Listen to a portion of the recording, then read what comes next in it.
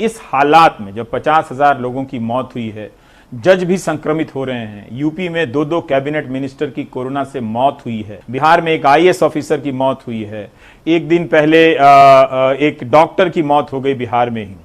ऐसी परिस्थिति में जब लगातार संक्रमण की संख्या बढ़ती चली जा रही है, 13 दिनों से दुनिया भर में सबसे ज्यादा, और करीब करीब 1000 के करीब लोग रोज मर रहे हैं, 900 800 से 1000 के करीब में। ऐसे में अगर आप कहें कि 25 लाख जो विद्यार्थी हैं जो नीट और जेईई की परीक्षा देते हैं, वो अपने अपने घरों से निकलकर परीक्षा केंद्रों पर जाएं, अपने माता पिता के साथ जाएं, जाहिर उनकी उम्र कम है तो किसी को साथ लेकर जाएंगे, वहां पर भीड़ जमा हो तो क्या उन्हें संक्रमण का खतरा नहीं है? अगर इनकी जिंदगी के साथ कुछ हुआ, अगर इनमें से किसी एक छात्र की भी जिंदगी दांव पर लगी, तो उसकी जवाबदेही कौन लेगा?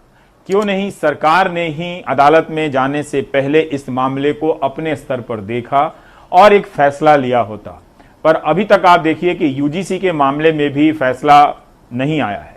पर नीट और जेईई के परीक्षा के जो विद्यार्थी हैं वो अपने स्वास्थ्य की चिंता को लेकर काफी परेशान थे। छोटे बच्चे हैं, उनके साथ बीमार माता पिता भी जाएंगे और उनमें से बहुत लोग कई तरह के बीमारी से ग्रस्त भी होंगे।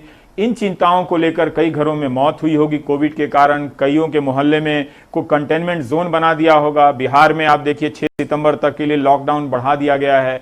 बहुत लोग ऑनलाइन पढ़ाई एक्सेस नहीं कर पा रहे हैं। ठीक है कि अदालत की यह चिंता कि इनका कैरियर नहीं बर्बाद होना चाहिए, लेकिन उससे पहले जिंदगी भी दांव पर नहीं लगनी चाहिए। इसीलिए ये छात्र सुप्रीम कोर्ट के इस फैसले से बहुत असहज महसूस कर रहे हैं। जो फैसला आया है कि नीट यानी मेडिकल की प्रवेश परीक्षा और जेईई यानी इंजीनियरिंग की प्रवेश परीक्षा अपने नियत समय पर होगी।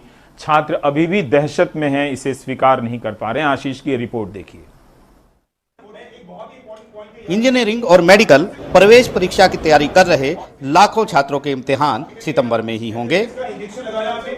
कोविड-19 के कारण जेईई और नीट परीक्षा को टालने की कुछ छात्रों की याचिका को सुप्रीम कोर्ट ने खारिज कर दिया। इस दौरान सुप्रीम कोर्ट ने कहा कि जीवन को रोका नहीं जा सकता, हमें सभी सुरक्षा उपायों के साथ आगे बढ़ना है। छात्रों के कैरियर को लंबे समय तक खतरे में नहीं डाला जा सकता। क्या छात्र 1 साल बर्बाद करने के लिए तैयार हैं? शिक्षा को अब खोला जाना चाहिए। कोरोना 1 साल और जारी रह सकता है। क्या हम ऐसे में 1 साल इंतजार करेंगे? क्या आप जानते हैं कि देश और छात्रों को क्या नुकसान होगा? वहीं राष्ट्रीय परीक्षण एजेंसी ने भी इसका विरोध किया। जेईई मेन परीक्षा 1 से 6 सितंबर तक होगी और 13 सितंबर को नीट। दोनों में करीब 25 लाख छात्र बैठेंगे। छात्र शीर्ष अदालत के आदेश से खुश नहीं हैं। इस मामले में तो सुप्रीम कोर्ट ने अपना फैसला सुना दिया, लेकिन एक और अहम मसला है जिस पर मंगलवार को सुनवाई होनी है, और ये मसला है डिग्री कोर्सेज में फाइनल ईयर की परीक्षा का। एक तरफ देश भर से सुप्रीम कोर्ट में याचिकाएं आई हैं कि फाइनल ईयर की परीक्षाओं को रद्द किया जाए, लेकिन यूजीसी ने इसका विरोध किया है और कहा है कि अगर परीक्षा नहीं होगी तो डिग्री भी नहीं मिलेगी। नई दिल्ली से आशीष भार्गव, एनडीटीवी इंडिया। तो अगर यूजीसी, अगर परीक्षा कराने वाली संस्थाएं इस जिद पर अड़ी हैं, तो उन्हें कम से कम ऐसा पैमाना बताकर दिखाना चाहिए कि जिससे देह की दूरी का पालन भी हो, परीक्षा केंद्रों के बाहर भीड़ ना हो और आने जाने की यात्राओं के दौरान भी छात्र संक्रमित ना हो। अगर इतनी बड़ी आबादी यात्रा करने लगेगी, अगर परीक्षा केंद्र दूसरे शहरों में पड़ते होंगे, तो चिंताओं का एक नया तूफान उमड़ पड़ेगा। खैर, लेकिन अब कोर्ट का फैसला आ गया है तो ये परीक्षा अपने नियत समय पर ही होंगे।